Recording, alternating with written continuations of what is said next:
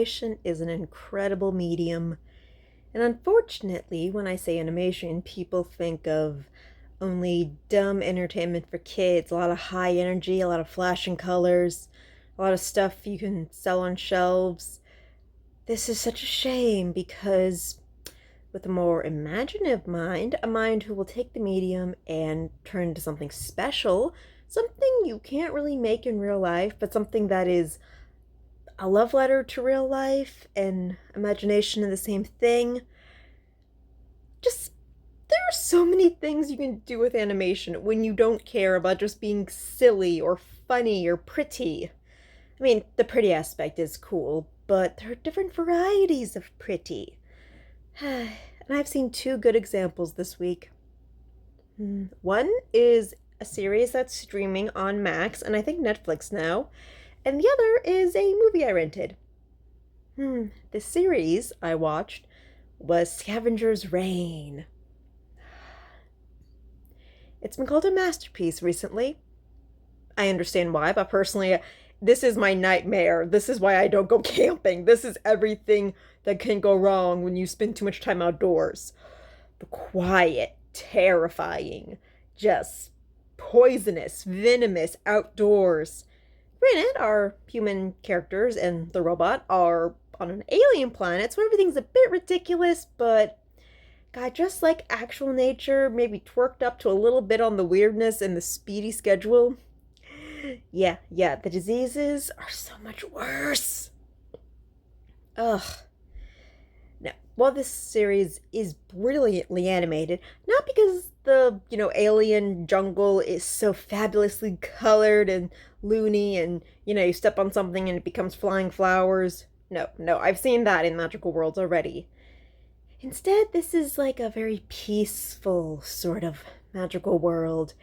And the animation is more of just fascinating, like, studies on motion, all the different sorts of motion, from like natural ways animals move with their like ridiculous backward knees and such, to the textures that you can find if you research microbiology or creatures underwater or I don't know, fungi, just so much. Like, there's so much movement we have already in the world. You don't have to just, like, research people moving and, like, overacting. There's also just so much you can combine. Ugh.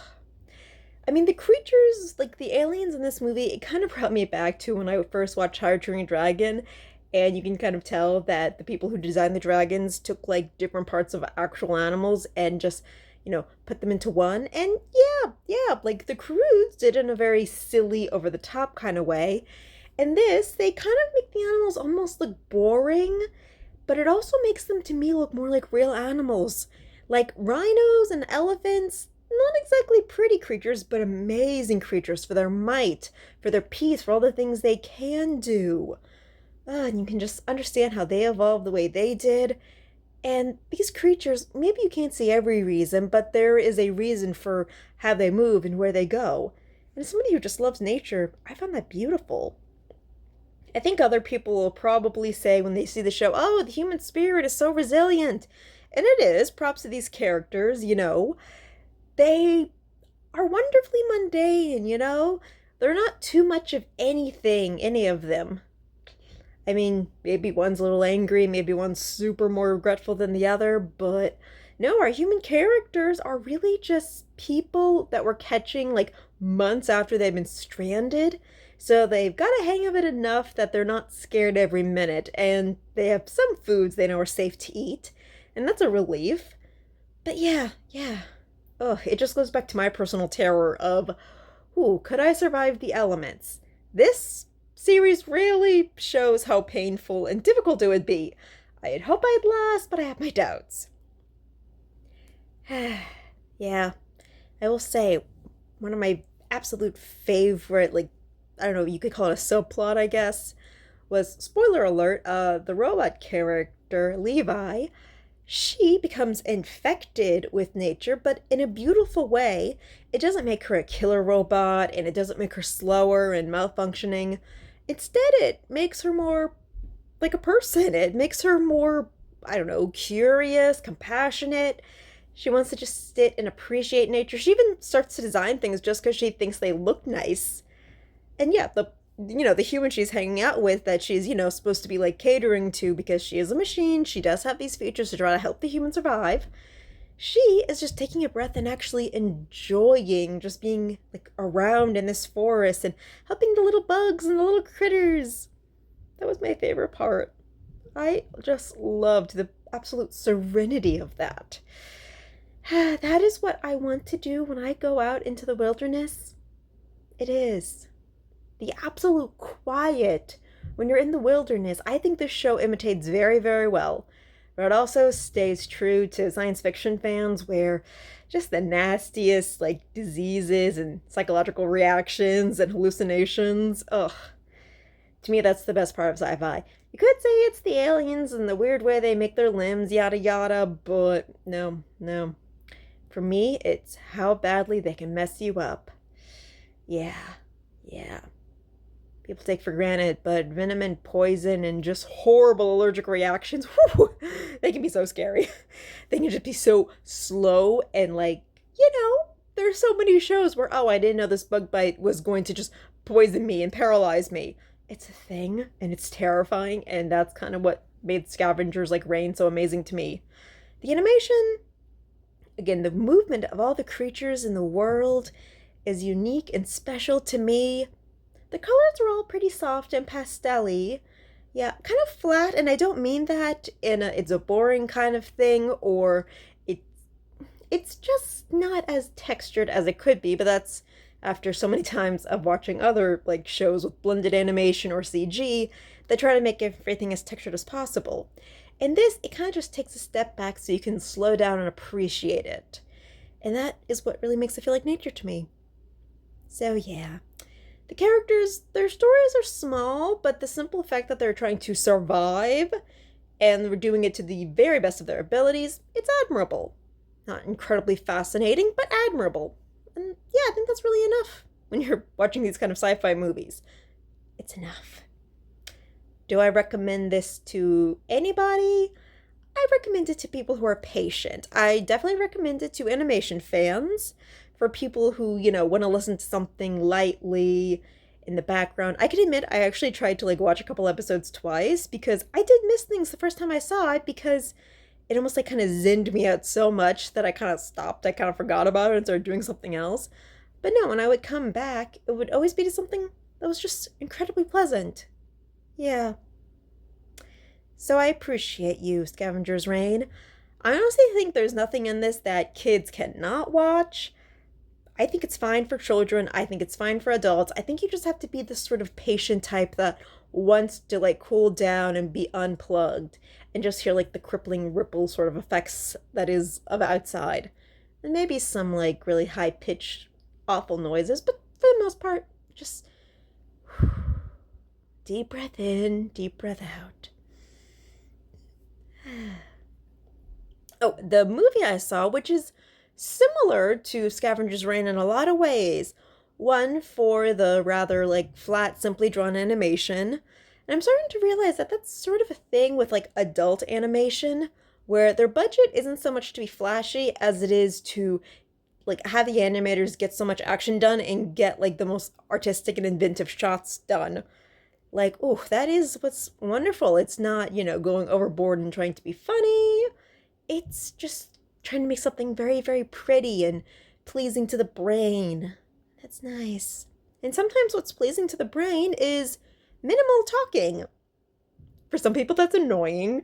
But when it's done right, like when you're just enjoying what you're looking at and you're processing the same way the character processes, I don't know, it's a connection in a different way. Oh, I'm talking about Summit of the Gods. It is a French animated feature based on a Japanese, manga. And I think the Japanese manga is based on a true story. So yeah, a lot of background in this. And I never read the manga. I never even heard of it before, I started watching this. I put on, I just read the description of, okay, yeah, it's about mountain climbers, mystery there. And it's yeah. What can you, hide in the snow? So much. My first thought is frozen bodies. Yeah. again, going out into nature, you stumble upon like just carcasses. Though when it's really, really cold, like the places where, these people go to, yeah, yeah, the bodies don't really like deteriorate as much as you imagine. They're kind of just like frozen in place. Now, I'm getting a little ahead of myself. You don't actually see anybody like that in this movie. It's implied, but you don't actually see anybody. And again, I think I'm just going towards what scares me about nature. But no, no. Summit of the Gods is more about I think he's just a photographer, but he works for a journalistic like magazine or something. I think this movie is based in the 80s or 90s, so not so many smartphones or any at all. Technology is limited, but you don't need much for this because it's all about what the humans can accomplish with just determination and strength and what they're willing to do, who they're willing to talk to. Yeah, yeah. Again, small characters, small relationships, but yeah, it's kind of like in perspective, even those small connections, they actually do matter to you because somebody says something that just sticks with you and does change your life, or at least puts you in a new direction. Yeah, yeah. Summon of the Gods was an interesting movie in the way that it shows consequences so beautifully. Yeah. It is creepy in some ways, and that is actually from really like interesting artistic direction where sometimes like it'll pan out away so you can just admire like the scenery so well, whether it's in the city or whether it's in the mountains, and there are different mountainscapes. Like, some are snowy and some are warm, and yeah, yeah, just the absolute scale of how huge these like rocks are, just like the earth, and it reminds you how puny you are, is incredible. And yes, I'm talking about just an animated feature. These are all just drawings and paintings, but damn it, they're done so well. Yeah. Ugh. It's scary, but that's what makes it nice. Do I think Summit of the Gods can be seen by anybody? Honestly, it's a lot like Scavenger Reigns, where it's got a lot less, like, fantastical elements because it's really kind of like just a sports movie. Except there's no, like, teenage team to inspire by a nice new coach or whatever. No, in this case, it's just, a fan of sports, like researching somebody who, was like a legend to him. He wasn't like a huge fanboy of, but he was fascinated before. And now he's like, oh God, this guy's like back, not in the limelight, but back on my radar. So I'm gonna obsess about him and do everything I can. And yeah, yeah, like he's kind of obsessed, not in a creepy way so much as a just, wow, this is amazing. I just want to like look at it and talk about it with like everybody I know. And yeah, the guy he's researching is just like that. A little bit more antisocial, but still. The animation, yeah, very thin lines and very minimalistic, but done pleasantly enough because, again, it's not so much about the romance of, movement as much as it is conversation, finding out who these people are, where they stand, and how they treat each other. And yeah, that is enough. Like, in a good movie, those things, just communication, if it's strong enough, if it's powerful enough, then yeah, it's wow. I will say that the pace, yeah, does have a lot of gaps of sound and movement, but for me, it helped me kind of step into that world and feel like, just the quiet, like, empty space of, oh, the thing I'm working on at work is not really like pushing, it's going through. I'm feeling frustrated, and now I'm just wasting time. Ugh, ugh. I get those feelings, I do. So that is why I felt like, yeah, I really enjoyed Summit of the Gods. Will I rush back to see it anytime soon? Admittedly, no, because now that I know how the ending goes, I feel like satisfied with the story. I really do. I felt like, I was exhilarated like the author was.